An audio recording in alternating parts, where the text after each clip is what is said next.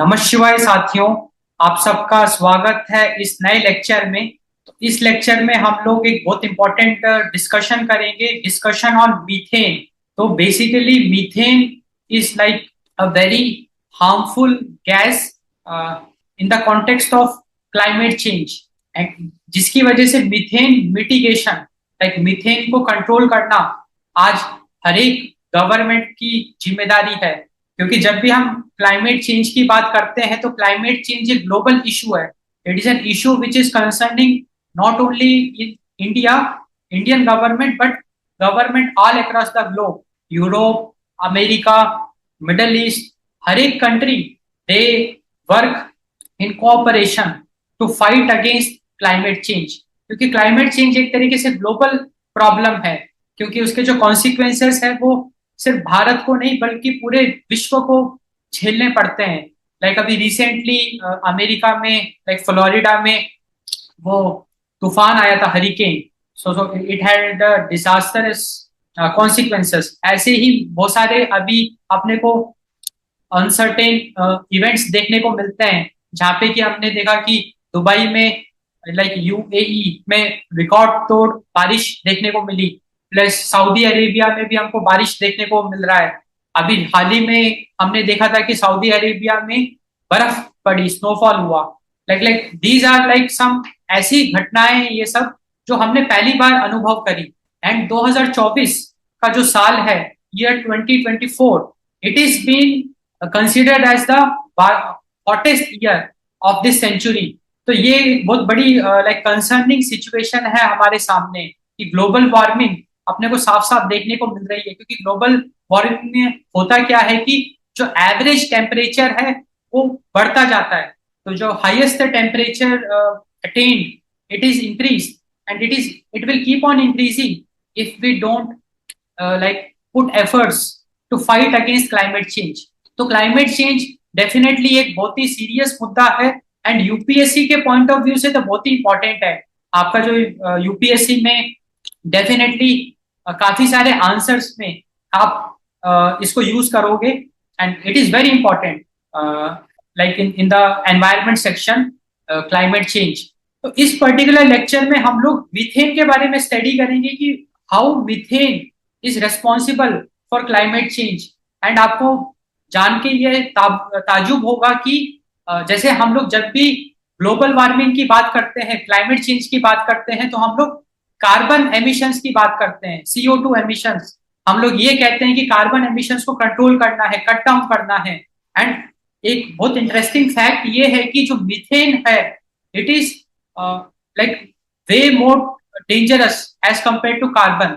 जो methane emissions है, it is like 10 to 20 times more harmful than carbon emissions when it comes to global warming. तो जो ये methane emissions हैं, it can cause more global warming as compared to carbon emissions, and hence methane emissions are more harmful.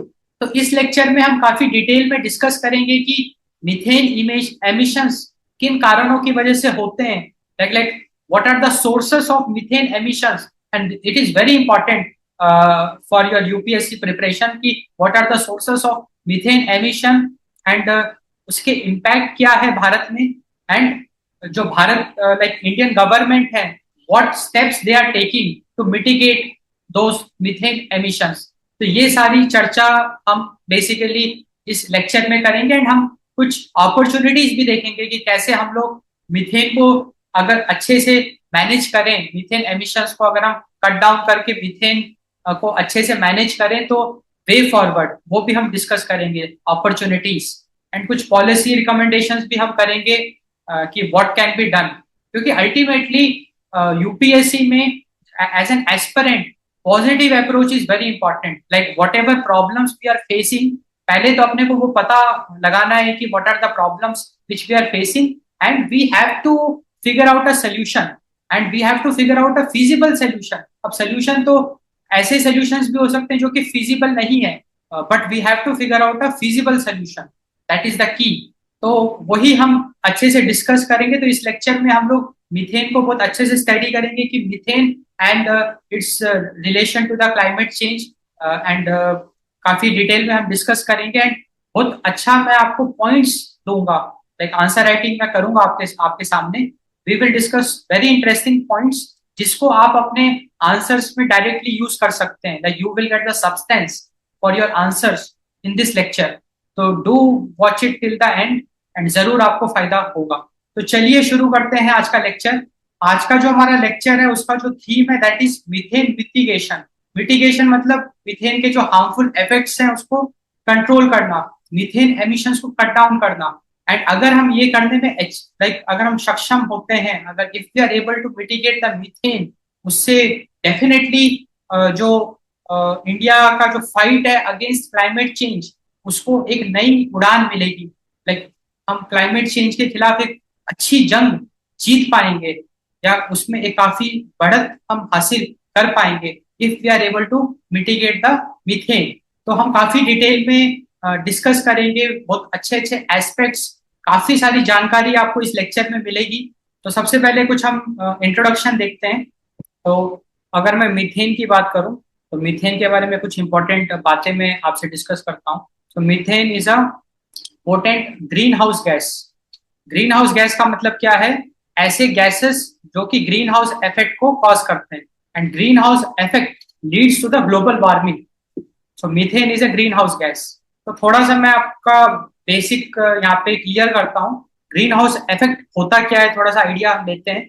तो देखो basically idea ऐसा है ना कि जो हमारा अर्थ सरफेस है, द सरफेस ऑफ द अर्थ, उसके ऊपर एटमॉस्फेयर की लेयर है। लाइक लाइक ये पूरा का पूरा जो रीजन है, it is like atmosphere, the atmosphere of the earth. And after the atmosphere we will have the free space. So कहते हैं स्पेस, कहते हैं ना कि स्पेस में चला गया, जो रॉकेट है वो स्पेस में चला गया। स्पेस का मतलब है कि वो एटमॉस्फेयर को पार करके स्पेस में चला गया। And we also have the sun, तो दिस इज द सन। तो आइडिया ऐसा है कि जो सन की रेज है, it falls on the surface of the earth and it reflects. तो जो सन की रेज है, लाइक द हीट, बिकॉज जो भी अपने को हीट मिल रही है वो सन से ही तो मिल रही है। Earth is not a star, earth is a planet. और प्लैनेट अपनी खुद की हीट एनर्जी जनरेट नहीं करता है। जितने भी स्टार होते हैं, स्टार अपनी खुद की हीट एनर्जी जनरेट करते हैं, बट जितने भी प्लैनेट्स होते हैं वो बाय डिफॉल्ट वो ठंडे होते हैं, they don't have their own heat. तो the sun makes them hot. तो जब भी सूरज की किरणें धरती पे पड़ती है, अर्थ का सरफेस गर्म हो जाता है। तो होता ऐसा है कि it reflects those rays back to the space. तो जो भी सन रेज फॉल होती है, इट गेट्स रिफ्लेक्टेड बैक। अब होता क्या है कि एटमॉस्फेयर में अगर कार्बन डाइऑक्साइड गैस मौजूद है बड़ी मात्रा में, तो वो क्या करता है, इट कैप्चर्स दैट हीट। वो जब जब वो रेस रिफ्लेक्ट करने की कोशिश करती है, तो वो जो रेस के अंदर जो हीट एनर्जी होती है, that is been observe by the carbon dioxide molecules and also methane molecules. तो जितने भी ग्रीन हाउस गैसेस होते हैं, they capture that heat energy, जिसकी वजह से सराउंडिंग टेम्परेचर बढ़ जाता है। एंड इसी को हम ग्लोबल वार्मिंग कहते हैं।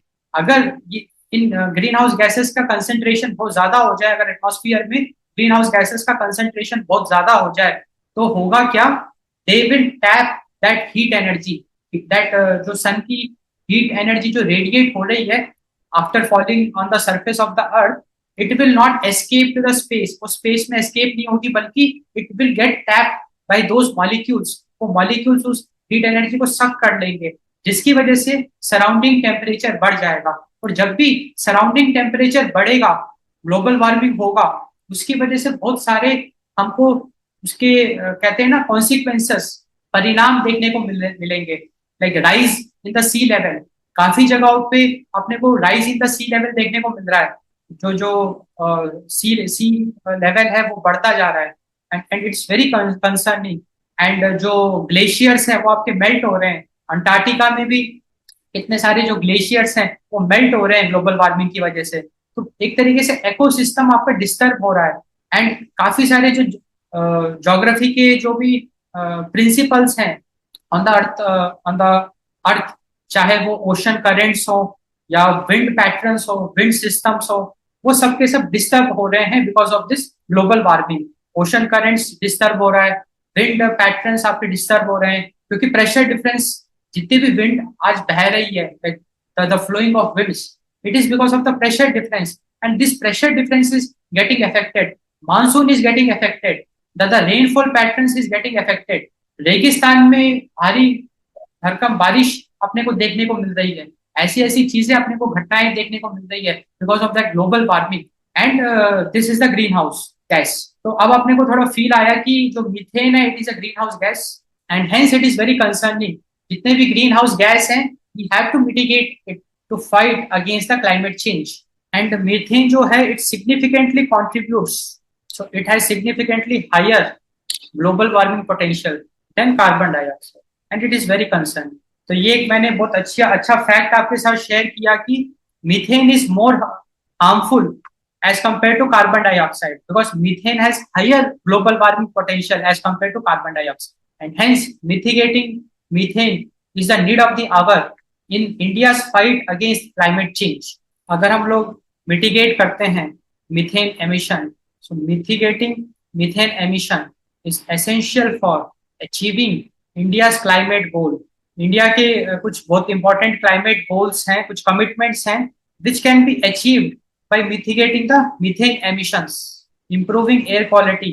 and methane वैसे थोड़ा सा इंजूरियस है हेल्थ के लिए, like it causes air pollution. तो अगर हम मीथेन इमिशंस को कट डाउन कर देते हैं तो एयर क्वालिटी बढ़ेगी विच इज वेरी इंपॉर्टेंट। क्योंकि अब दिल्ली नेशनल कैपिटल का आप हाल देखो, जब भी विंटर्स के दौरान एयर क्वालिटी इंडेक्स बिल्कुल लाइक क्या कहते हैं डिग्रेड हो जाता है। वर्जन प्रोटेक्टिंग पब्लिक हेल्थ, और अगर हम एयर क्वालिटी को इंप्रूव करेंगे तो definitely we will play a role in protecting public health. Protecting public health, आपने को कुछ मीथेन एमिशंस के बारे में आइडिया लगा कि मीथेन क्यों इंपॉर्टेंट है मीथेन को मिटिगेट करना। एंड अगर हम मीथेन को मिटिगेट करते हैं लाइक मीथेन एमिशंस को कट डाउन कर देते हैं तो क्या बेनिफिट्स अपने को मिलेंगे एज अ नेशन। तो डेफिनेटली अगर अपने को मीथेन एमिशंस को कट डाउन करना है तो पहले सोर्स आइडेंटिफाई करना पड़ेगा कि what are the sources of methane emission, तभी तो हम पॉलिसी बना पाएंगे। लाइक एज अ ब्यूरोक्रेट आपको अगर पॉलिसीज फ्रेम करना है तो आप कुछ रेगुलेशंस लेके आओगे ना। वो रेगुलेशंस आप कैसे लेके आओगे जब आपको ये पता होगा कि मीथेन कहाँ कहाँ से एमिट हो रहा है, लाइक मीथेन एमिशंस कहाँ कहाँ से, what are the major sources of methane emissions, वो अब हम डिस्कस करेंगे। तो sources and impacts of methane emissions in India. अगर मैं सोर्सेस की बात करूं तो जो पहला सोर्स है that is agriculture. So agriculture sector is a big source of methane emissions in India. और एग्रीकल्चर में भी अपने को थोड़ा सा अगर और डीप लेवल पे ग्राउंड रियलिटी पे जाना है, लाइक और डीप लेवल पे जाके अगर अपने एक्सप्लोर करें तो we will find that livestock and rice cultivation, these are like some major sources of methane emissions in India। In fact, they are the largest source of methane emission in India। आपको definitely एक question मतलब अपने को पूछना है या आपके दिमाग में ये क्वेश्चन आना चाहिए कि why these like livestock and rice cultivation they are contributing to methane emissions। how livestock का मतलब क्या होता है, जानवरों को पालना। लाइफ स्टॉक मतलब एक ऐसा स्टॉक जो जीवित है एंड उसमें आपका डेयरी हो गया लाइक या पशुपालन जिसे कहते हैं, है ना। क्योंकि वो भी तो एक फार्मिंग है, वो भी एग्रीकल्चर का पार्ट है। भाई लोग गाय को पालते हैं, डेयरी डेयरी मेंटेन करते हैं। कैटल फार्मिंग हो गया, या उसमें कैटल में सब प्रकार की कैटल्स आ जाती है, गाय भैंस या फिर अदर एनिमल्स। काफी सारे लोग शीप बकरी, है ना, वो सबको पालते हैं। या फिर पोल्ट्री इंडस्ट्री है, पोल्ट्री में आपका वो क्या कहते हैं हैन चिकन, वो सारे आ गए जीव जंतु। तो ये जो जीव जंतु हैं, ये जो पशु हैं, पशु ऐसे पशु जिसको हम पाल सकते हैं, जिसके हम फार्मिंग में लाइक करते हैं पशुपालन, how they are contributing to methane emission, this is a question. भाई आज जैसे गाय है, गाय मीथेन कैसे एमिट कर रही है, या भैंस मीथेन कैसे एमिट कर रही है। क्योंकि भाई आज जो ह्यूमन बीइंग है वो ऑक्सीजन इनहेल कर रहा है, कार्बन डाइऑक्साइड एक्सहेल कर रहा है। एनिमल्स भी यही कर रहे हैं। ऐसा तो है नहीं कि गाय मीथेन को एक्सहेल कर रही है, ऐसा तो है नहीं, वो भी कार्बन डाइऑक्साइड को एक्सहेल कर रही है। या जितने भी जीव जंतु हैं, जो भी एनिमल्स हैं, वो भी सेम रेस्पिरेशन कर रहे हैं, वो भी ऑक्सीजन को इनहेल करके कार्बन डाइऑक्साइड को एक्सहेल कर रहे हैं। तो ये मीथेन कहाँ से जनरेट हो रहा है? या पोल्ट्री इंडस्ट्री है, जो ये आपका क्या कहते हैं, हैन, मुर्गियां, तो ये जो मुर्गियां होती है हेन्स, ये कैसे मीथेन एमिशन कर रही है? ये इंटरेस्टिंग क्वेश्चन है हमारे सामने। या जो बकरियां हैं, ये मीथेन कैसे एमिट कर रही है? तो इसका आंसर ये है कि इनका जो ऑर्गेनिक वेस्ट है, ये जो पॉटी करती है, गोबर, गाय का गोबर, मैन्योर, उसको मैन्योर कहते हैं। या मुर्गियां भी तो भाई एक्सक्रीशन करती है, वो भी पॉटी करती है, उसका गोबर। या जो बकरी है, उसका हो गया। तो वो जो मैन्योर है इनका, वो जब एटमॉस्फेयर के कांटेक्ट में आता है, तो कुछ केमिकल रिएक्शंस उसमें अंडरगो होते हैं। एंड उस केमिकल, जैसे उस जो ऑर्गेनिक मैन्योर का डिकम्पोजिशन होता है, तो वो मीथेन गैस को एमिट करता है, और भारी मात्रा में एमिट करता है, क्योंकि they are very rich in carbon. ये जितने भी आपके ऑर्गेनिक मैन्योर होते हैं, they are very rich in carbon, and they when they come into contact with the atmosphere, oxygen, they undergo decomposition, like कुछ chemical reactions they undergo, through which they emit methane. So now it is very clear to us कि कैसे livestock emit methane emissions in India and why they are the largest source. क्योंकि आज भारत में भाई जो human population है वो तो ह्यूमंगस है, 140 करोड़। इसके साथ साथ जो एनिमल की पॉपुलेशन है, जो पशुपालन हम कर रहे हैं, उनकी भी बहुत सिग्निफिकेंट मात्रा में पॉपुलेशंस हैं। आज गाय, बैल, भैंस, जितने भी आपके एनिमल्स हैं बहुत बड़े नंबर में हैं।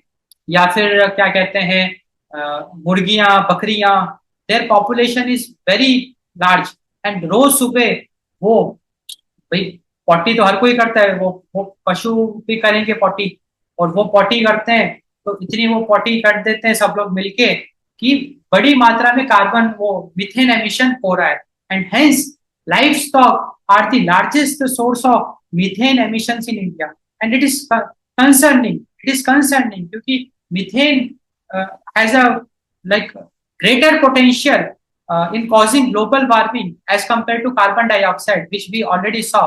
इसी तरीके से जब हम राइस कल्टीवेशन करते हैं, तो आफ्टर हार्वेस्टिंग, जब हम राइस को कल्टीवेट कर लिया, हार्वेस्ट कर लिया, तो जो उसका लेफ्ट ओवर बचता है, जो जो उसका एग्री वेस्ट है, दैट एग्री वेस्ट जब वो डिकम्पोज होता है, वो वेस्ट, तो भारी मात्रा में मीथेन एमिशन होता है। और भारत में तो राइस का प्रोडक्शन नेक्स्ट लेवल पे है ना, क्योंकि भारत में तो राइस बहुत अच्छे लेवल पे हम लोग उगाते हैं, उसको कल्टीवेट करते हैं। एंड ये जो एग्री वेस्ट जनरेट होता है, वो भी भारी मात्रा में जनरेट होता है, जिसकी वजह से भारी मात्रा में we can see methane emissions in India. So hence this livestock and rice cultivation, they are the largest source of methane emissions in India. इसके अलावा जो अगले सोर्सेस हैं, लाइक एनर्जी सेक्टर। आज energy sector, like methane is used in this to generate energy. तो जो भी हमारा एनर्जी सेक्टर है, वो मीथेन को प्रोड्यूस कर रहा है भारी मात्रा में, because methane has industrial application. तो वहां पे भी मीथेन जनरेट हो रहा है। अब जब मीथेन जनरेट हो रहा है, तो वो एमिट भी हो रहा है एटमॉस्फेयर में। एंड इसके अलावा जो वेस्ट है, जो भी ऑर्गेनिक वेस्ट है, जो हम लोग प्रोड्यूस करते हैं ऑर्गेनिक वेस्ट, जब भी ऑर्गेनिक वेस्ट डिकम्पोज होता है, तो मीथेन एमिशन होता है। तो methane emission, like it is concerning. तो अपने को आइडिया लगा कि what are the sources of methane emissions in India. Agriculture में livestock and rice cultivation, it is the largest source of methane emissions in India. इसके अलावा जो energy sector है भारत में, वहां वो जो एनर्जी सेक्टर है, काफी सारी इंडस्ट्रीज है, वो आज मीथेन प्रोड्यूस करती है, because it has some industrial applications methane. And जो ऑर्गेनिक वेस्ट है, जो कि हम भारी मात्रा में जनरेट करते हैं डे टू डे लाइफ में, उस ऑर्गेनिक वेस्ट को अगर हम सही से डंप नहीं करते, अगर उसको खुला ही छोड़ देते हैं, तो वो जब एटमॉस्फेयर के कांटेक्ट में आता है, ऑक्सीजन के कांटेक्ट में प्लस अदर गैसेस के कांटेक्ट में, तो कुछ केमिकल रिएक्शंस अंडर को होते हैं, जिसकी वजह से मीथेन इमिशंस होता है। So these are the sources. तो यहाँ पे हमारे सामने एक बहुत इंपॉर्टेंट पॉइंट है, वेस्ट मैनेजमेंट। हम वेस्ट मैनेजमेंट को अच्छे से करके, स्मार्टली वेस्ट मैनेजमेंट को एफिशिएंटली वेस्ट मैनेज अगर हम करते हैं, तो we can mitigate the methane emissions. जब भी मैं वेस्ट की बात करूंगा तो लैंडफिल्स एंड ओपन डंप्स, जैसे जो कचरा हम अगर खुले में मतलब इकट्ठा कर लेते हैं, ओपन डंप साइट्स हम देखते हैं ना। जब आप किसी सिटी के आउटस्कर्ट्स में जाते हो बाई रोड या बाई बस, तो आप देखते हो ना कि कुछ रीजन्स होते हैं, कुछ एरियाज आपको देखने को मिलते हैं, वहां कचरा ही कचरा आपको देखने को मिलता है। डंप्स, उसको कहते हैं डंप साइट्स। तो हम जो भी शहर का कचरा है वो हमने खुले में डंप कर दिया, and that is a bad practice. That's a bad practice. And Bharat में हर एक डिस्ट्रिक्ट में ये अब प्रैक्टिसेस फॉलो करनी पड़ेगी कि वो हमको क्या कहते हैं, उसको जमीन के अंदर गाड़ना पड़ेगा जो भी कचरा है। लाइक लाइक अपने को ऐसी फैसिलिटीज बनानी पड़ेगी अंडरग्राउंड जहाँ पे कि we can dump it. And उससे क्या होगा कि जब वो कचरा कांटेक्ट में नहीं आएगा एटमॉस्फेयर के, तो फिर ये मीथेन इमिशंस नहीं होंगे। एंड डेफिनेटली इतना सारा कचरा जमीन के अंदर गाड़ना भी एक चैलेंज है कि रोज जनरेट हो रहा है, पूरे शहर का कचरा रोज जनरेट हो रहा है, तो हम कितना उसको गाड़ देंगे। ये भी एक हमारे सामने चैलेंज है। तो यहाँ पे टेक्नोलॉजी का भी बहुत इंपॉर्टेंट रोल आएगा वेस्ट मैनेजमेंट की जब बात करेंगे। तो वेस्ट मैनेजमेंट में हम एक डेडिकेटेड लेक्चर बनाएंगे आने वाले टाइम में, क्योंकि waste management is very important in India from a climate change perspective. कि कैसे वेस्ट मैनेजमेंट अगर हम अच्छे से करते हैं तो क्लाइमेट चेंज के अगेंस्ट फाइट कर सकते हैं। तो यहाँ पे रिसाइकलिंग का भी एक बहुत इंटरेस्टिंग कंसेप्ट है कि जो भी वेस्ट है उसको रिसाइकल कर दो। तो जब हम रिसाइकल करेंगे तो वो वेस्ट डिकम्पोज होगा नहीं, और जब वो वेस्ट डिकम्पोज नहीं होगा तो मीथेन एमिशंस नहीं होंगे। तो recycling is the best alternative, like or the way around for smart waste management, because dump हम नहीं कर सकते ना, हम कितना कचरा गाड़ लेंगे क्योंकि रोज कचरा जनरेट हो रहा है। तो recycling is like effective solution. तो सोर्सेस का अपने को आइडिया लगा, these are like major sources of methane emissions in India. अब हम डिस्कस करेंगे इम्पैक्ट। इम्पैक्ट में सबसे पहले तो क्लाइमेट इम्पैक्ट, जो क्लाइमेट चेंज की हम बात करते हैं। So methane contributes to climate change, and climate change की वजह से अपने को बहुत ज्यादा दिक्कतें सहनी पड़ती है। एक्सट्रीम वेदर इवेंट्स, पूरे वर्ल्ड वर्ल्ड लेवल पे अपने को एक्सट्रीम वेदर इवेंट्स देखने को मिल रहे हैं। अरब अरब जो कि रेगिस्तान है, सऊदी अरेबिया, वहां पे रिकॉर्ड तोड़ बारिश अपने को देखने को मिल रही है। So these are extreme weather events. वहां पे इतनी बारिश कभी नहीं हुई जितनी कुछ पिछले सालों में हुई है। या फिर स्नोफॉल, सऊदी अरेबिया में स्नोफॉल हो गया। ऐसी ऐसी घटनाएं अपने को देखने को मिल रही है। यूएई में रिकॉर्ड तोड़ बारिश देखने को मिली। अब मानसून भी बहुत अनसर्टेन है। भारत भारत में भी जैसे कभी कभी मानसून इतना ज्यादा फ्लडिंग वो कर देता है, इतना उग्र हो जाता है। These are like extreme weather events which we can see, which is causing floods because of the climate change and rising sea levels. क्योंकि क्लाइमेट चेंज की वजह से ग्लोबल वार्मिंग हो रहा है ना, ग्लोबल एवरेज ग्लोबल टेम्परेचर अगर बढ़ रहा है तो ग्लेशियर मेल्टिंग हो रही है, and sea levels they are rising, and it's concerning. क्योंकि जो एक समुद्री तट पे जो भी सिटीज हैं या जो भी लोग रह रहे हैं, they are having a risk in front of them and disruptions to ecosystems because of these extreme weather events। जो ecosystems हैं वो डिस्टर्ब हो रहे हैं। पिछले कुछ सालों में अपने को कितनी सारे फॉरेस्ट फायर्स देखने को मिली। आज तक पूरे हिस्ट्री में इतनी फॉरेस्ट फायर्स अपने को देखने को नहीं मिली जितनी पिछले कुछ सालों में देखने को मिली। सिर्फ यूनाइटेड स्टेट्स में कैलिफोर्निया में अपने को देखने को मिला एक रिकॉर्ड तोड़ फॉरेस्ट फायर इसी साल कुछ महीनों पहले 2024 में। अभी रिसेंटली न्यू जर्सी में वहां पे फॉरेस्ट फायर देखने को मिला। कुछ सालों पहले ऑस्ट्रेलिया में रिकॉर्ड तोड़ फॉरेस्ट फायर देखने को मिला, उसने तो पूरा फॉरेस्ट को तबाह कर दिया, कितने पेड़ उसमें जल गए। तो ये फॉरेस्ट फायर ये सब ग्लोबल वार्मिंग की वजह से ही तो हो रहा है, क्योंकि जब ग्लोबल एवरेज टेम्परेचर बढ़ रहा है तो फॉरेस्ट भी आग पकड़ रहा है। like these are the impacts, and we already saw that methane is playing a significant role in this global warming and in this climate change, and hence it is having an impact। इसके साथ साथ जो methane emission है it gives rise to air pollution. तो methane can cause respiratory problems.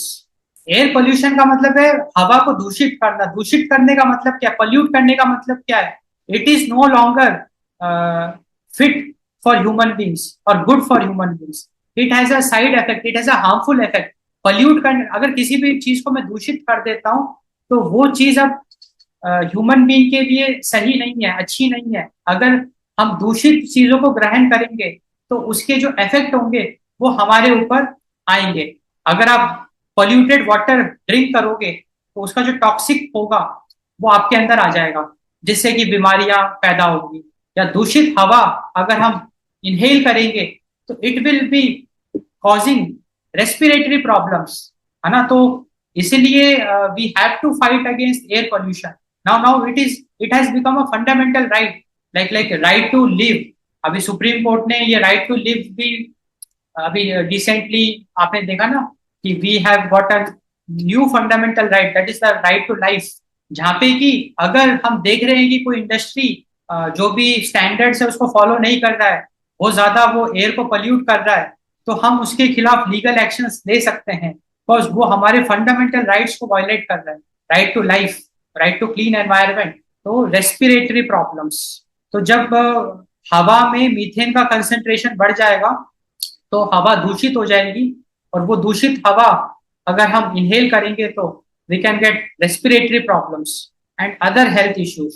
तो हमने sources and impact of methane emissions in India को discuss किया।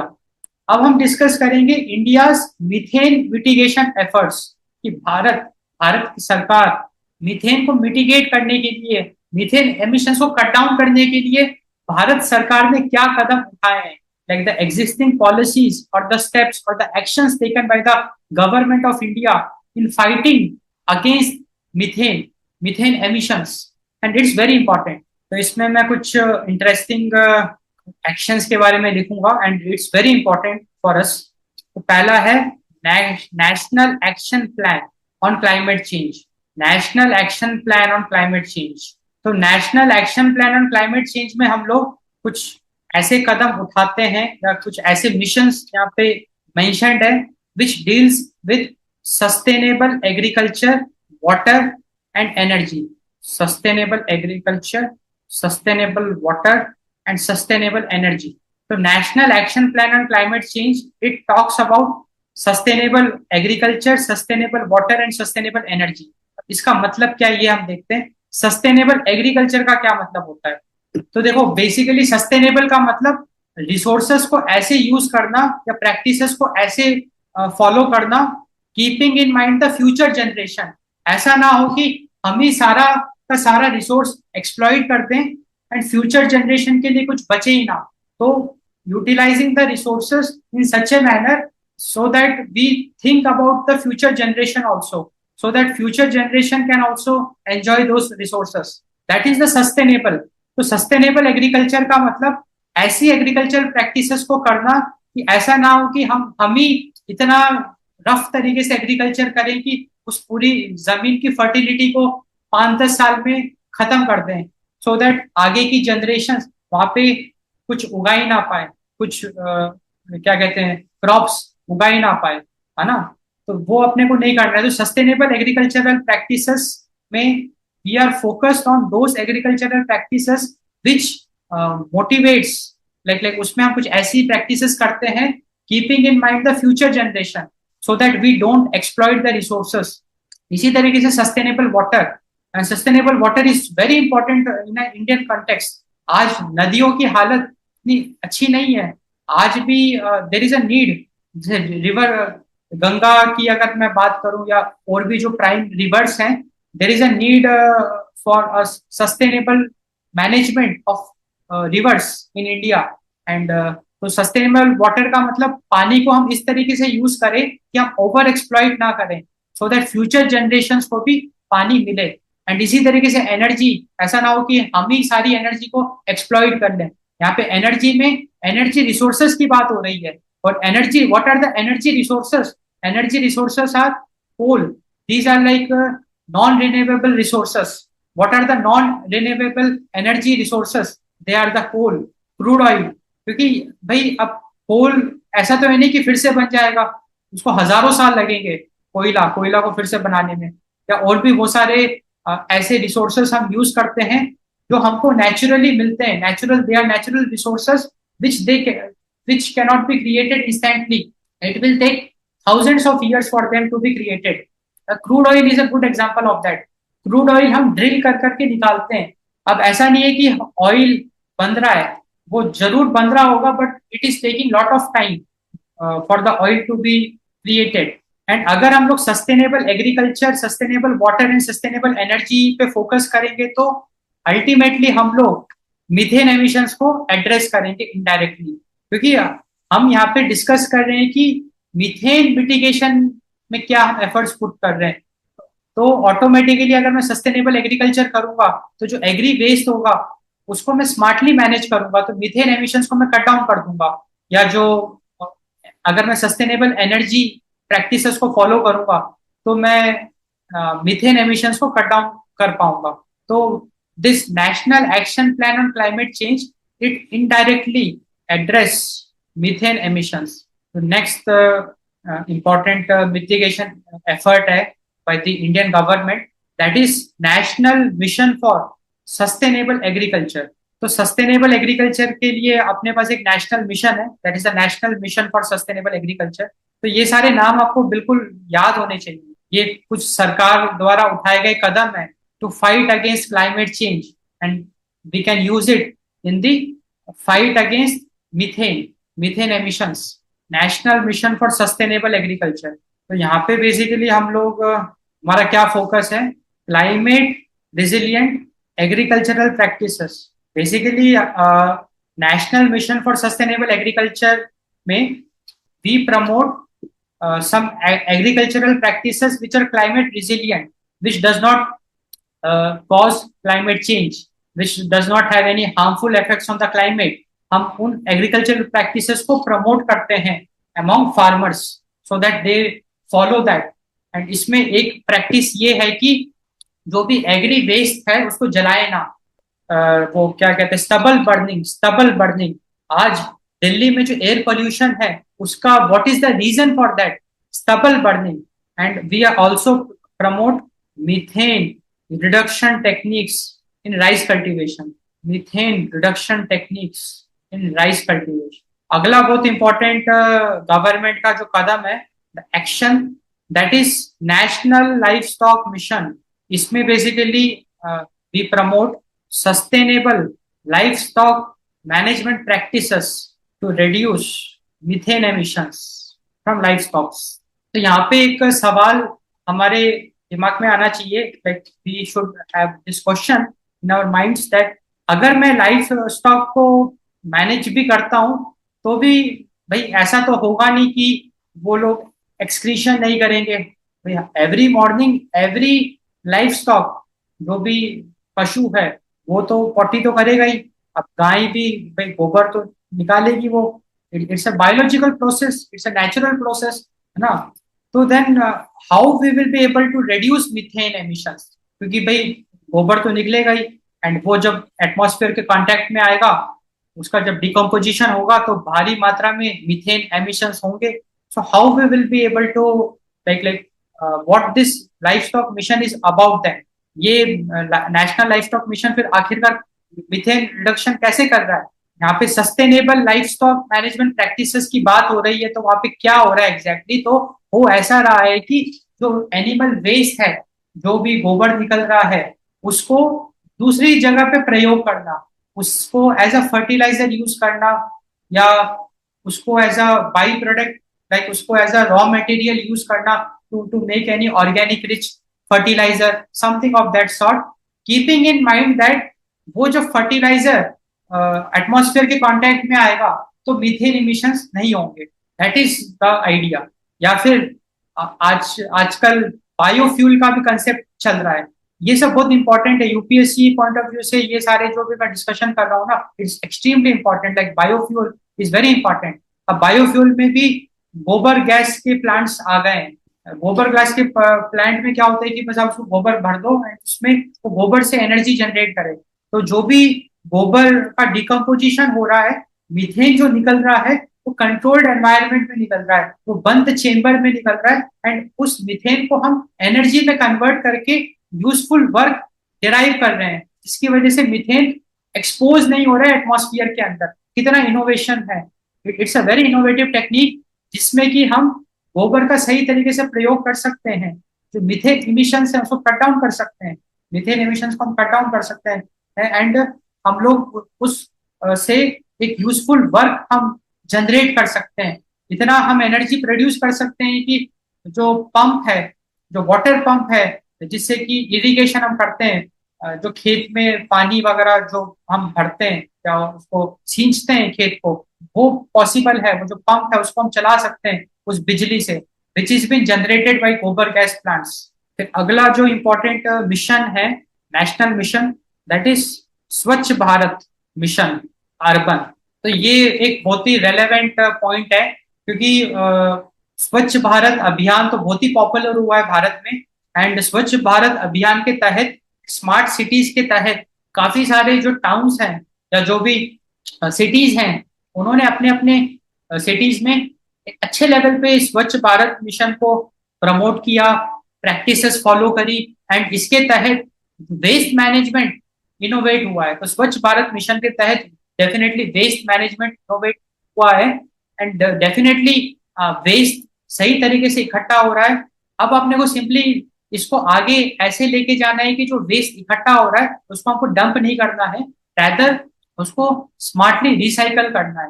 क्योंकि अगर हम वेस्ट को रिसाइकल करेंगे तो कार्बन, ये जो मीथेन एमिशन है, इसको तो हम बहुत इजीली क्या कहते हैं, कट डाउन कर देंगे। क्योंकि कोई भी वेस्ट, आपका ऑर्गेनिक वेस्ट, एटमॉस्फेयर के कांटेक्ट में आएगा नहीं, लाइक वो डिकम्पोज नहीं होगा, और वो जब डिकम्पोज नहीं होगा तो मीथेन एमिशंस नहीं होंगे।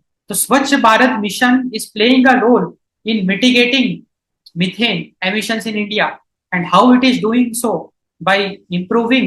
So Swachh Bharat mission is improving solid waste management, by improving solid waste management.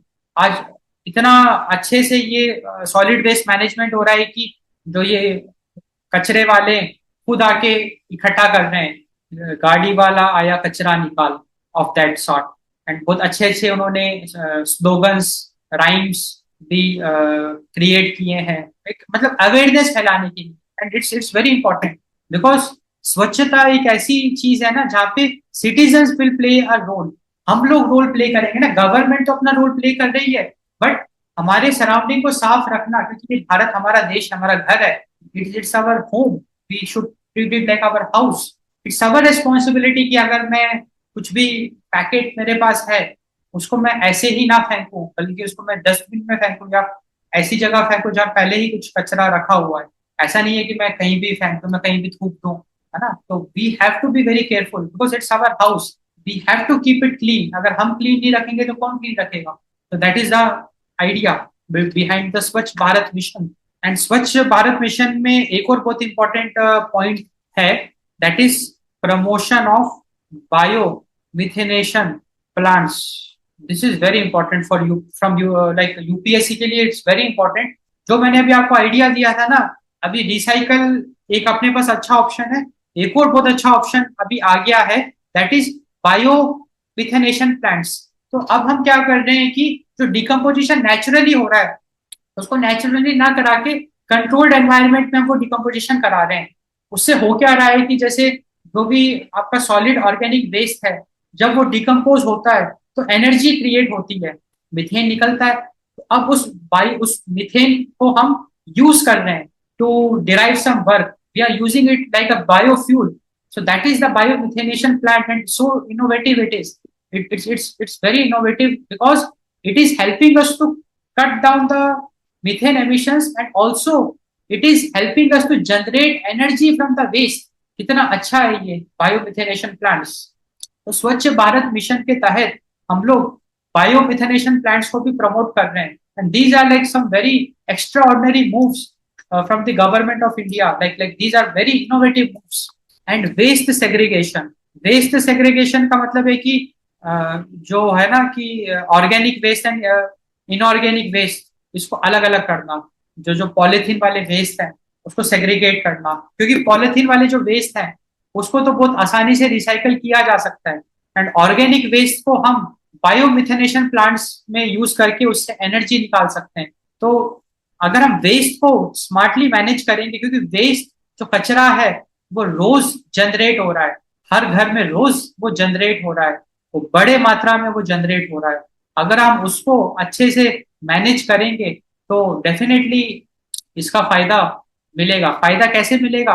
We will be able to cut down methane emissions. भारी मात्रा में हम मीथेन एमिशंस को कट डाउन कर पाएंगे, एंड जिसकी वजह से we will be able to fight against the climate change. तो ये भारत सरकार का एक बहुत ही अच्छा मिशन है, and it will help in mitigating the methane. And आखिरी जो एक एक्शन प्लान है, that is the Gobardhan scheme. Gobardhan, तो गोबर्धन स्कीम के तहत हम लोग बेसिकली जो सरकार है, it is giving incentives for the utilisation of cattle waste. Incentives, और the government is incentivising the utilisation of cattle waste. तो गोबर से धन, तो अगर कोई गोबर को अच्छे से यूटिलाइज करेगा तो he will get incentive from the government. So incentivises, so this scheme incentivizes the utilization of cattle waste for biogas plant। Biogas में हो क्या रहा है कि जो गोबर से मीथेन निकल रहा है उसको हम लोग कंट्रोल्ड एनवायरनमेंट में निकाल रहे हैं, जिसकी वजह से वो एटमॉस्फेयर में एक्सपोज नहीं हो रहा है, एमिट नहीं हो रहा है। For biogas production and organic farming. Organic farming में बेसिकली हम लोग ऑर्गेनिक फर्टिलाइजर्स का यूज करते हैं, and gobar is a very interesting organic fertilizer, but इसका भी थोड़ा सा है हानिकारक। ये ऐसे हो सकता है कि जो गोबर हम लोग खेतों में लगा रहे हैं एज एज फर्टिलाइजर, डेफिनेटली वो गोबर एटमॉस्फेयर के कांटेक्ट में आएगा तो मीथेन को वो एमिट करेगा ओपन एयर में, तो मीथेन एमिशंस जरूर होंगे। तो इसको भी थोड़ा सा इनोवेट करने की जरूरत है, ऑर्गेनिक फार्मिंग को भी। इससे बेसिकली अपने को फायदा क्या मिलेगा? फायदा ये मिलेगा, reduction methane emissions from life stock manure. तो हमने बेसिकली काफी डिटेल में देखा नेशनल या इंडिया मीथेन मिटिगेशन एफर्ट्स, जो भारत सरकार है वो क्या कदम उठा रही है टू मिटिगेट मीथेन। एंड काफी सारे अच्छे अच्छे प्लान्स हैं, मिशंस हैं, like national action plan on climate change, national mission for sustainable agriculture, national life stock mission, Swachh Bharat mission urban, and Gobardhan scheme. So these are like very interesting initiatives, and these are effective also in mitigating methane। अब हम discuss करेंगे challenges and opportunities। तो basically we have to maintain a balance between mitigation and development, balancing mitigation with development, क्योंकि basically methane is a very important energy source। तो ऐसा ना हो कि मिटिगेट करने के चक्कर में हम कोई इकोनॉमिक अपॉर्चुनिटी को मिस ना करते हैं। That is the balancing mitigation with development. हमको मिटिगेट तो करना है, साथ में जहां जरूरत है मीथेन की वहां पे मीथेन को प्रोड्यूस भी करना है, बट प्रोड्यूस इस तरीके से करना है कि वो एक्सपोज ना हो।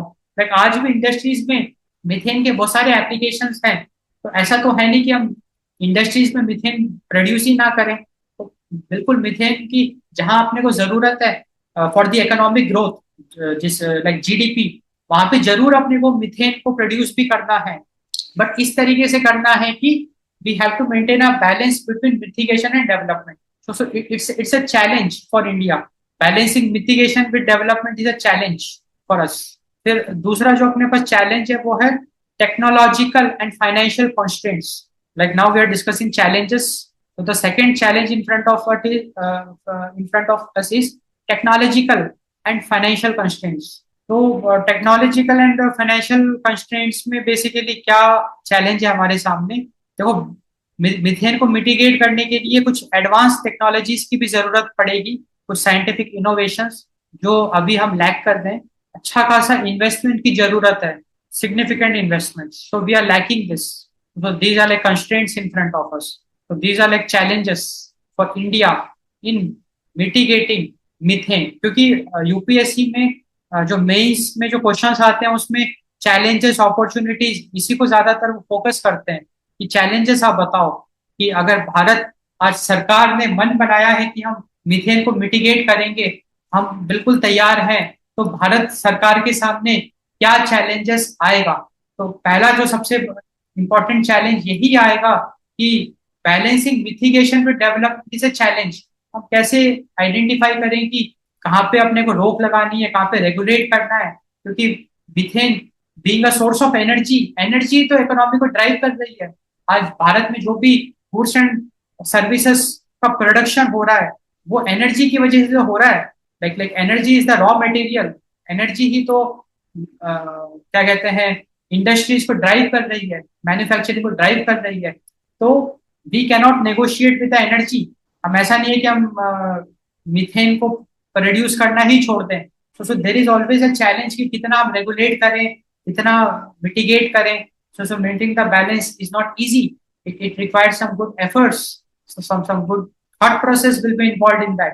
इसके साथ साथ there is a technological and financial constraint in front of the government. It's a challenge क्योंकि मीथेन को मिटिगेट करने के लिए काफी सारी एडवांस टेक्नोलॉजीज भी लाइक डिस्कवर हो चुकी है, इन्वेंट हो चुकी है।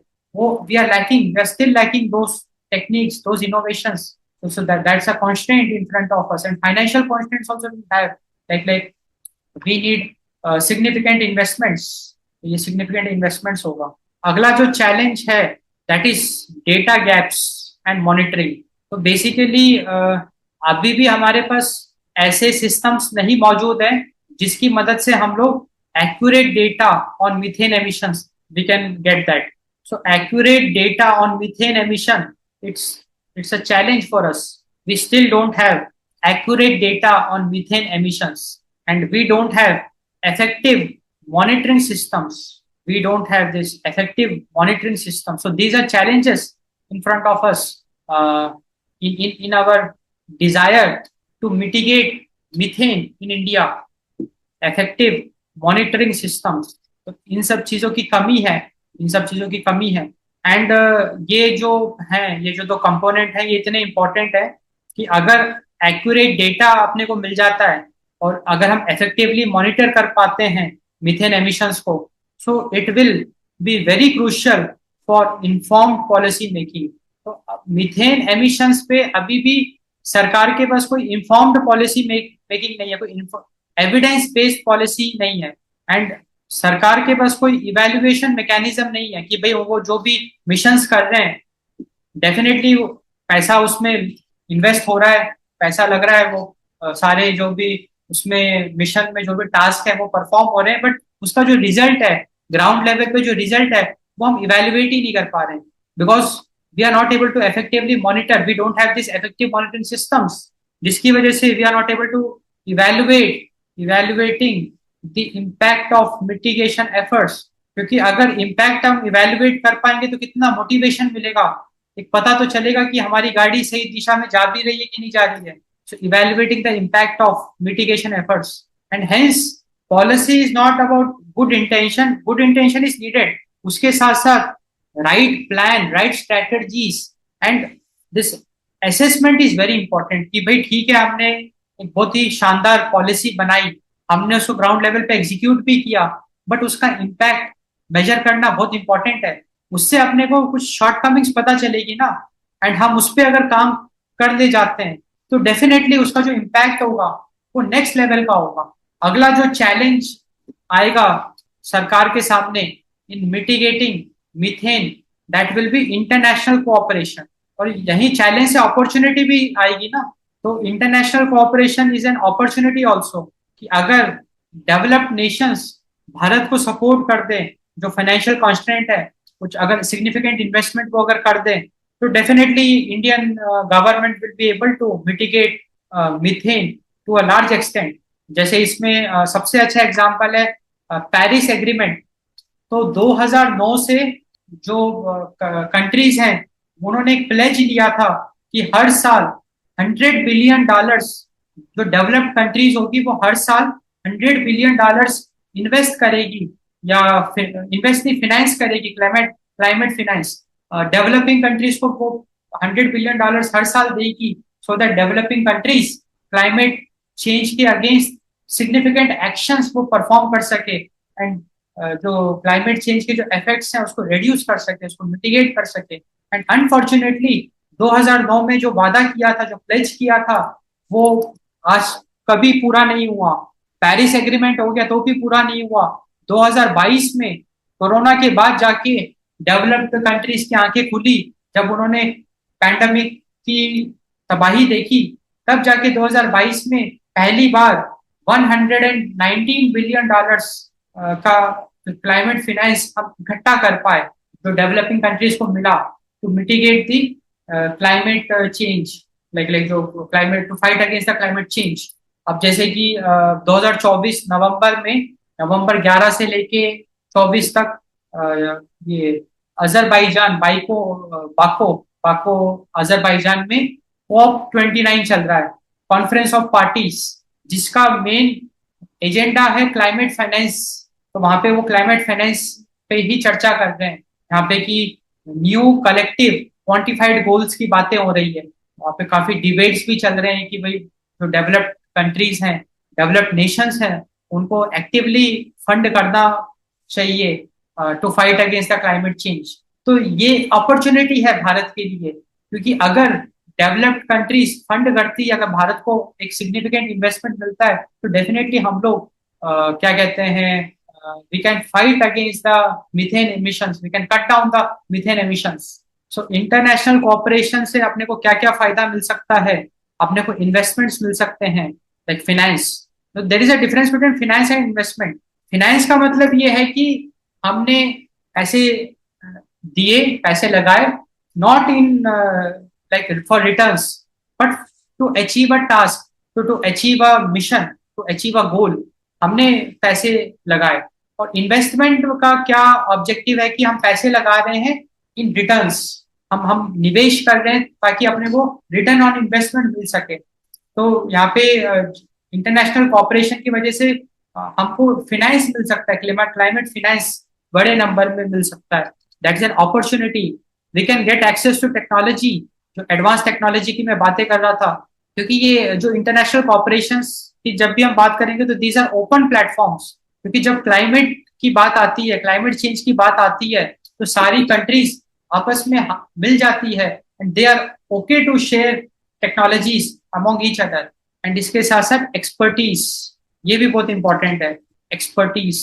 तो ये अपने सामने एक अपॉर्चुनिटी है, इंटरनेशनल कोऑपरेशन। अब हम डिस्कस करेंगे policy recommendations. It is a kind of a way forward कि डेफिनेटली भारत सरकार के पास काफी अच्छी अच्छी पॉलिसीज ऑलरेडी मौजूद है, जो अभी हमने देखा था, काफी सारे एक्शन प्लान्स हमने देखे थे to mitigate methane emissions. That is very nice, but we can still further give some recommendations, and that is very important. As an aspirant अगर हम तैयारी कर रहे हैं, हम चीजों को एनालाइज कर रहे हैं, हम लोग ग्राउंड लेवल पे जाके प्रॉब्लम्स को सेंस कर रहे हैं, फील कर रहे हैं, अपने को जड़ में जो समस्याएं हैं वो पता चल रही है। अब हमारा क्या गोल बनता है कि we recommend some like way forward, कुछ अच्छी अच्छी रिकमेंडेशंस हम दें, ताकि अगर सरकार उसको अडॉप्ट करे तो कुछ अच्छा, लाइक कुछ प्रॉब्लम्स अच्छे लेवल पे सॉल्व हो सके। That is the objective. तो पॉलिसी रिकमेंडेशंस, तो पहला जो रिकमेंडेशन है that is strengthening policy framework. तो जो ऑलरेडी हमारे पास पॉलिसीज हैं, या जो गवर्नमेंट ऑफ इंडिया की पॉलिसीज हैं, उसको फर्दर हम स्ट्रेंथन कर सकते हैं। उसको फर्दर हम स्ट्रेंथन कैसे कर सकते हैं, वो हम डिस्कस करते हैं। Special focus on methane emissions. Unfortunately अभी जितने भी हमने एक्शंस देखे थे, उसमें कोई भी एक ऐसा पॉलिसी या गवर्नमेंट ऑफ इंडिया का एक्शन नहीं है which is specifically focusing on methane emissions. Methane emission was a by product, like mitigating methane emission. कोई भी ऐसा पॉलिसी नहीं है जो कि मीथेन एमिशन पे फोकस कर रहा है। So we need that, we need special focus on methane emission. And special focus on methane emission की जब मैं बात करूंगा, तो मैं बात करूंगा क्लियर टारगेट्स, टारगेट्स की बात करूंगा कि जो भी हम पॉलिसी बनाएंगे, it should have a clear target regarding methane emissions. implementation plans, what are the implementation plans specifically focusing on controlling the methane emissions or cutting down the methane emissions? Implementation plans, this should be the focus. Investing in research and development, अगला जो हमारा recommendation होगा, that will be investments in research and development. And unfortunately आज भी भारत में research and development में जब भी बजट अनाउंस होता है, तो रिसर्च एंड डेवलपमेंट में काफी कम पैसा लगाया जाता है। So we need good investments in research and development. इससे definitely we will be able to mitigate methane in India. Enhancing data collection and monitoring, ये बहुत इंपॉर्टेंट है। अभी हमने देखा था ना, अगर हम data collection and monitoring systems अगर डेवलप कर पाते हैं, उससे क्या फायदा मिलेगा? एक तो हम एविडेंस बेस्ड पॉलिसीज बना पाएंगे, एंड हम एसेस कर पाएंगे, we will be able to measure the impact of the existing policies. We will be able to measure the impact or assess the effectiveness of the existing policies, and it's so important. And अगला जो recommendation है, that is promoting public private partnerships. आज basically जो current government है, ruling government, Modi सरकार, it believes in public private partnerships, जहाँ पे कि हम लोग प्राइवेटाइजेशन की बात करते हैं। आज हमारे जो एयरपोर्ट्स हैं वो प्राइवेटाइज हो गए हैं, रेलवेज में भी 30% से ज्यादा प्राइवेटाइजेशन हो चुका है। प्राइवेटाइजेशन का मतलब क्या है कि जो प्राइवेट कंपनीज हैं, they are taking over significant holdings, तो वो पैसा भी लगा रही है जो प्राइवेट कंपनीज है, प्लस जो भी प्रॉफिट्स हैं वो भी दे आर अर्निंग। पहले क्या होता था, नॉर्मली क्या है, टेंडर वाला सिस्टम है कि सरकार को कुछ भी काम करवाना है तो वो टेंडर रिलीज करता है, तो उसमें कॉन्ट्रैक्ट अमाउंट होता है, कुछ कमिटमेंट्स होते हैं, वो काम कंप्लीट हुआ, पैसे मिल गए। इक्विटी वाला कोई कंसेप्ट ही नहीं था। टेंडर सिस्टम में तो सिंपली कॉन्ट्रैक्ट बेसिस पे प्राइवेट प्लेयर्स काम करते हैं, उनको पैसा मिलता है, tata bye bye. No concept of any equity, share holding and all that. But privatization में सरकार ने क्या किया, बेच दिया प्राइवेट प्लेयर्स को। जैसे रेलवेज में कुछ सेगमेंट्स, 30% सेगमेंट्स बेच दिया कंपनीज को कि भैया तुम इसको संभालो, तुम सरकार को पैसा दो, अब ये तुम्हारा हुआ, तुम ही इसको चलाओ, एंड जो प्रॉफिट आएगा तुम भी खाओ। That is privatisation. अब कितने सारे एयरपोर्ट जो कि पब्लिक प्रॉपर्टीज थी, आज वो अदानी के पास आ गए। तो अदानी की जो कंपनी है, it is the owner of it now, it is having a very good chunk of shares in that. That is privatization. तो promoting public private partnerships, इससे क्या बेनिफिट मिल सकता है कि जो इन्वेस्टमेंट, जो फाइनेंशियल कॉन्स्टेंट था, वी कैन ओवरकम दैट। अगर प्राइवेट प्लेयर्स भी अच्छे मात्रा में पैसा लगाएं एंड पार्टिसिपेट करें in mitigating methane, then it can be a good model, like the public and private, the government and the private companies, they can work together, because it's a very important problem, climate change. And अगला जो recommendation है, that is raising awareness and capacity building. तो जब भी मैं awareness की बात करूंगा, तो we have to raise awareness among the stakeholders. And who are the stakeholders here? So here the stakeholders are farmers, क्योंकि methane emissions are directly related to agriculture. Agriculture is the has the largest share और the biggest share methane emission. तो हमको awareness फैलानी है among the farmers, farmers को जागरूक करना है, उनको सस्टेनेबल एग्रीकल्चरल प्रैक्टिसेस के बारे में बताना है, उनको कैटल वेस्ट मैनेजमेंट सिखाना है। अगर वो लोग कैटल भी अपने साथ रख रहे हैं, लाइफ स्टॉक, जैसे डेयरी फार्मिंग हो गया, कैसे जो गोबर है उसको स्मार्टली आप उससे आप बायोगैस बनाओ या ऑर्गेनिक फर्टिलाइजर्स बनाओ, रादर देन आप उसको ऐसे डंप कर दो। तो ये सारी अवेयरनेस फैलानी है। वेस्ट मैनेजमेंट अथॉरिटीज, आज भारत में कितने सारे वेस्ट मैनेजमेंट अथॉरिटीज हैं, उनको अवेयरनेस फैलानी है कि कैसे आप सॉलिड वेस्ट मैनेज करो, कैसे आप सेग्रीगेशन प्रैक्टिसेस करो, या फिर बायोमिथेनेशन प्लांट्स का यूज करके आप ऑर्गेनिक वेस्ट से एनर्जी बनाओ, बायोफ्यूल बनाओ। तो ये सारी अवेयरनेस फैलानी है। एंड आम आदमी को भी, लाइक पब्लिक में भी ये अवेयरनेस फैलानी है। जो काम मैं कर रहा हूँ, मैं आप तक ये अवेयरनेस फैला रहा हूँ, आप अपने सर्कल में ये अवेयरनेस फैलाओगे। हो सकता है कि आपके सर्कल में कुछ लोग हैं, आपके रिलेटिव्स या आपके फैमिली में, जो डायरेक्टली इस चीज से रिलेटेड हैं, उन तक ये बात पहुंचेगी, फिर आगे होगी। तो यही है ना विद डेमोक्रेसी, यहाँ पे अवेयरनेस का बहुत इंपॉर्टेंट रोल है। जब अवेयरनेस फैलेगी तो कैपेसिटी बिल्डिंग भी होगा। कैपेसिटी बिल्डिंग का मतलब है कि जो भी हम अच्छा काम कर रहे हैं, उसमें जो इंफ्रास्ट्रक्चर लग रहा है उसको बढ़ाना। लाइक अगर किसी डेयरी फार्मर ने एक बायो प्लांट इंस्टॉल किया छोटे लेवल पे, उसका साइज बढ़ाना, और 10 फार्मर उसको इंस्टॉल करें। That is the capacity building.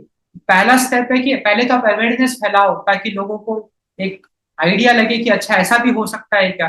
फिर वो एक्सपेरिमेंट करें, एंड उनका अगर एक्सपेरिमेंट सक्सेसफुल हो जाता है, उनको रियलाइजेशन हो जाता है यार ये तो चमत्कार हो गया, कि जो वेस्ट मैनेजमेंट अथॉरिटीज है उनको ये पता चल जाता है कि भाई ऑर्गेनिक वेस्ट से मैं एनर्जी प्रोड्यूस कर सकता हूँ, मैं वहां भी पैसे कमा सकता हूँ। वो तो उनको तो चांदी चांदी हो गई। तो पहले वो एक्सपेरिमेंट करेंगे छोटे लेवल पे, फिर वो अपना प्लांट बड़ा करेंगे, अपना बिजनेस बड़ा करेंगे। एंड इसी तरीके से कैपेसिटी बिल्डिंग आपकी होगी। और हमको क्या फायदा मिलेगा, गवर्नमेंट को क्या फायदा मिलेगा? गवर्नमेंट को ये फायदा मिलेगा कि मीथेन एमिशन कट डाउन हो जाए, तो सबके लिए विन विन सिचुएशन क्रिएट हो जाएगी। तो साथियों, हमने काफी डिटेल में methane mitigation in India discuss किया कि कैसे methane is very harmful for us in terms of global warming, climate change, and how we can mitigate, how we can control, we can cut down the methane gas emissions in India. And हमने ये देखा कि अगर हम methane gas का जो emission है उसको कट डाउन कर देते हैं तो लाइक इंडिया को क्या फायदा मिलेगा? India will be able to achieve its climate goals.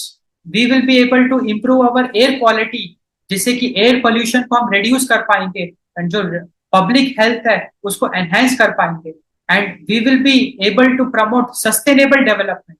तो यहाँ पे हम मिटिगेशन या जो मिथेन मिटिगेशन है उसको कैसे कर सकते हैं, मिथेन एमिशंस को कट डाउन कैसे कर सकते हैं, तो यहाँ पे अपने को पॉलिसी इंटरवेंशन की जरूरत पड़ेगी।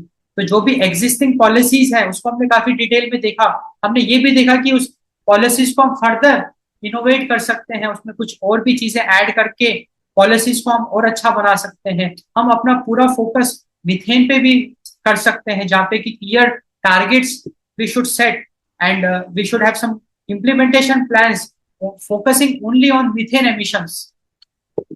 हम लोग टेक्नोलॉजिकल एडवांसमेंट्स कर सकते हैं। We can make use of technologies, like हमने देखा biomethanation plants, biogas plants, biofuels, है ना, गोबर से ये सब जो कैटल वेस्ट है उससे ये सब चीजें निकल सकती है, या जो ऑर्गेनिक वेस्ट है या जो एग्रीकल्चर का जो वेस्ट है उससे हम बहुत इजीली बायोफ्यूल बना सकते हैं। तो जो मीथेन एटमॉस्फेयर में जा रहा था, जो कि ग्लोबल वार्मिंग कर रहा था, उस मीथेन को हम कंट्रोल्ड एनवायरनमेंट में बायोफ्यूल के रूप में यूटिलाइज कर सकते हैं। एंड हमने ये भी देखा कि international cooperation can play a role here in India's effort in mitigating methane.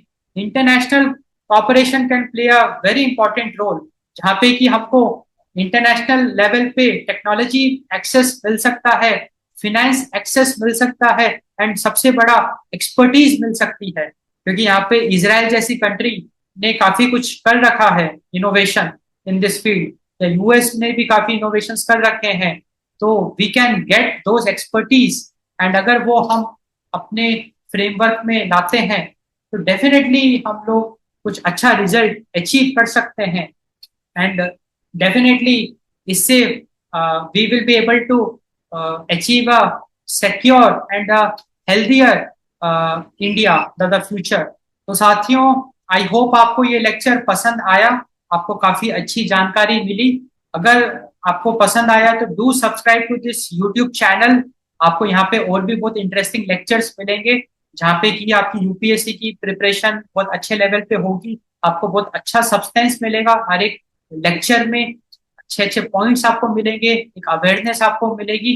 उसकी मदद से आप बहुत अच्छे से आंसर्स लिख पाओगे, क्योंकि सबसे बड़ा चैलेंज यही है कि मेंस एग्जाम में we get stuck in writing answers. And ऐसा नहीं है कि कुछ भी भर के आना है भाई, मार्क्स तो जब भी मिलेंगे ना जब रिलेवेंट आंसर्स उसमें बहुत अच्छे पॉइंट्स आप लिखोगे, तो वो आपको जरूर मेरे लेक्चर्स में आपको वो बेनिफिट मिलेगा डेफिनेटली। तो डू फॉलो दिस चैनल, आप इस वीडियो को लाइक करो, शेयर करो, एंड डू कमेंट मी। अगर आप कुछ भी मेरे से डिस्कस करना चाहते हो तो do let me know in the comment. So thanks for your precious time. Thanks for watching